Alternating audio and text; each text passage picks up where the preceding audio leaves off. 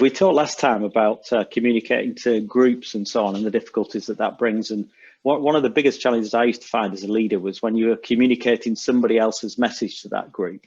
And really, you know, we mentioned last time the importance of authenticity, but kind of how did you deal with that? How did you remain authentic even though it was somebody else's message?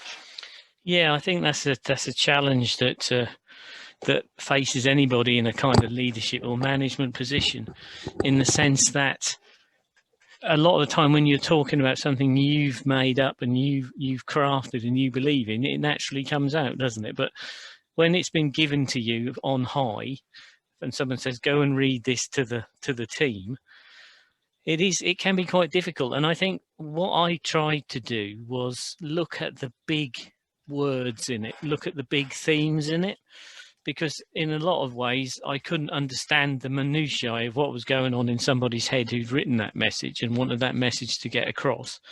But what I could understand was the big messages in there. So it might be there's going to be more training, there's going to be less training, but there'll be more time for this. And I had to try and bring something out of it that I could attach some belief to, in a sense, because you can't be someone else, even though you've got their words. And sometimes you almost have to play it through your filter and say, when I first read this message, I will be honest, I was a bit shocked, or I was a bit surprised, or I thought this doesn't sound too good. But on reflection, I can see now that this is good, or this might work this way, or whatever. So I suppose trying to play that through my own personal lens to find the things that I could genuinely talk about would be the way I would have handled it. You must have had quite a few similar situations yourself, I'd imagine. Yeah, that's right. I mean, as you talk there about kind of getting the message right, I remember coming across a guy in the company who he consistently had leadership scores in the annual leadership survey of kind of 97, 98% engagement. He was way out in front of anybody else. And in the end, we said, we're going to have to visit this guy and find out what he does. He was a team leader for a call center in Norwich. And so we went along and kind of talked to this guy, and then sat in on one of his communications. And it became really clear really quickly how he'd achieved that. And his whole method was based on just being a bit too honest, being kind of almost like the shop steward. He was in the very traditional kind of 70s sense. He was saying, here's what the company want to do, and I'll tell you now, I'm going to oppose it. I'm going to fight with every bone in my body. It was very Churchillian. I'm going to fight against it, and we're not going to put up with this. Almost like you could imagine everybody just standing up and cheering at the end. So he kind of lost that whole kind of corporate connection. The fact that this company he was talking about was actually the company he worked for goodness sake. You know, it wasn't some other beast. It was what everybody in the room. It was their company, but he'd somehow detached from it and lost that authenticity. And I think that's a shame, really. And I suppose it's a shame that he was getting 97, 98% leadership scores and thinking he was a great leader, because we all know the importance of authenticity in leadership. It's interesting, isn't it? In a sense, I suppose he thought if he disconnected from it, I wonder in a way if he was also making it easier for himself, in the sense that he then was one of the group, almost being told to, rather than the person out front.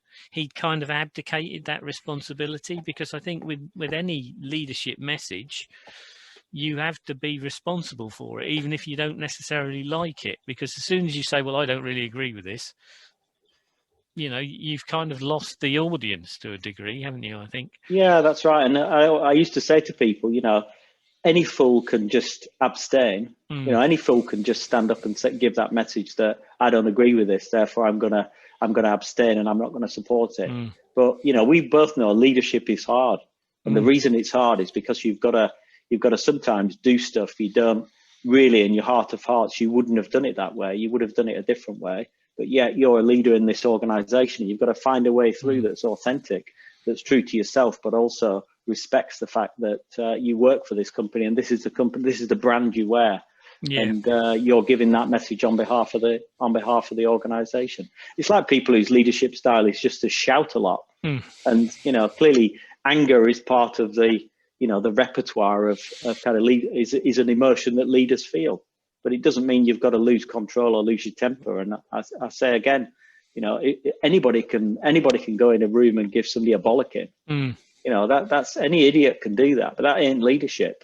No, I agree. And I think anger is always a good one, because when I do facilitation training with BAs and people, you know, they often say, how do you stop being angry?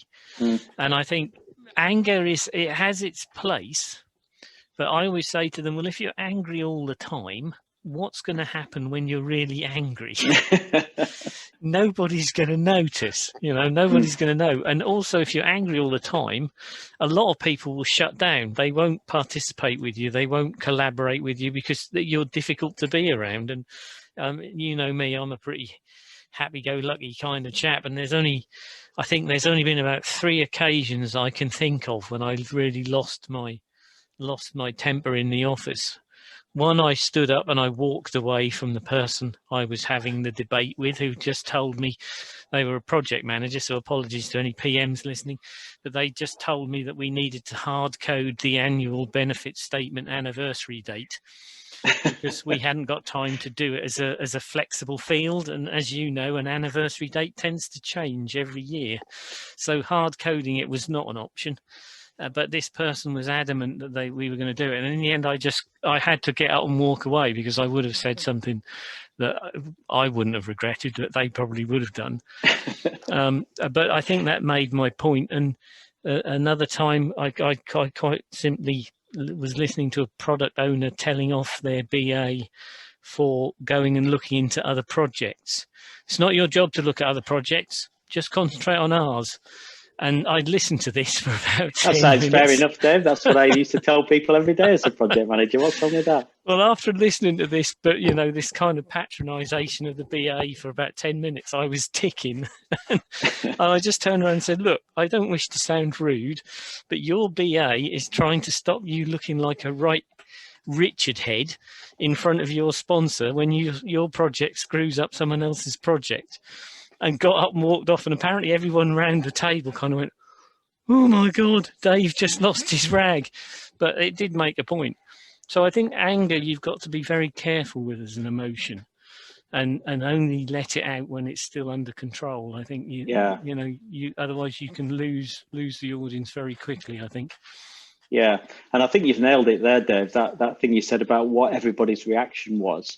Because, you know, as you got up, people said, oh, Dave's angry. We don't often see him angry. And I think that is in the repertoire of leadership skills, that is a technique that you've got, which, you know, often you're not aware that you're getting angry, or you're not aware that you're using it in anger, but people will see you differently and they'll know you're angry. And that is really powerful, because they'll know what you've done is you've drawn that red line for them and said, we do not cross this red line. Otherwise, that really offends me, and I'm going to get angry about it. Yeah, and I think what's the expression? If you don't stand up for something, you'll lie down for anything. I think there's a nice little expression, and I think you have to kind of delineate your beliefs by where you get into that angry place, because somebody is really undermining them or you know, denigrating them. You know, so I think you have to sometimes get the anger out of the cupboard and wave it around, but not all the time. No, and I think the really difficult one in my experience is when you get angry with your boss. But these are career limiting conversations, but sometimes you are, you know, you can feel it building up. You are so angry. You feel so angry. You've got to do something, and you go home and you maybe speak to your partner and say, I'm so angry about this. What am I going to do? But because it's your boss, it's kind of, you know, it's difficult. Yeah. And I think authenticity comes from, you know, if you're going to get angry, it needs to be steeped or couched in authenticity. You know, you have to be genuinely angry for a right reason. There's no point in coming in and raging at the world or whatever. But if your boundaries of your personal standards have been crossed, I think when people realise that's why you're annoyed, then it's much more powerful. Because if you're just pretending or just raging against nothing just for the hell of it, then people always find that out, I think. So, authenticity is really important in anger or in pleasure or in good news or whatever. It's important to keep the authenticity as part of the message, I think. Yeah, and it's really interesting. Just in this conversation, we focused a lot on anger as a part of authenticity. I didn't know that was going to happen.